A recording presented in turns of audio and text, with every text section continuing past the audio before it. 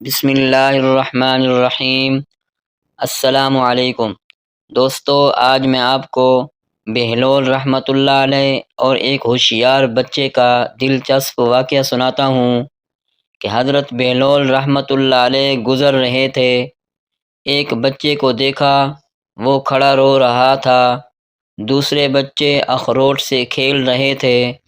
انہوں نے سمجھا اس کے پاس اخروٹ نہیں ہیں، اس لیے رو رہا ہے، میں اس کو لے کر دیتا ہوں۔ انہوں نے کہا، بیٹا رو نہیں، میں تجھے اخروٹ لے کر دیتا ہوں، تو بھی کھیل۔ اس بچے نے کہا، بہلول ہم دنیا میں کھیلنے آئے ہیں۔ ان کو اس بات کی توقع نہیں تھی کہ بچہ ایسا جواب دے گا، تو انہوں نے کہا، اچھا پھر کیا کرنے آئے ہیں؟ بچے نے کہا، اللہ تعالیٰ کی عبادت کرنے آئے ہیں۔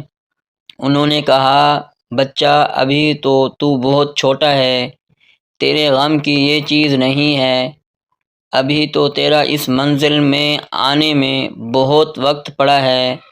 تو اس نے کہا، ارے بہلول مجھے دھوکہ نہ دے، میں نے اپنی ماں کو دیکھا ہے، وہ صبح جب آگ جلاتی ہے تو پہلے چھوٹی لکڑیوں سے جلاتی ہے اور پھر بعد میں بڑی لکڑیاں رکھتی ہے، اس لیے مجھے ڈر ہے کہیں دوزخ مجھ سے نہ جلائی جائے اور میرے اوپر بڑوں کو نہ ڈالا جائے۔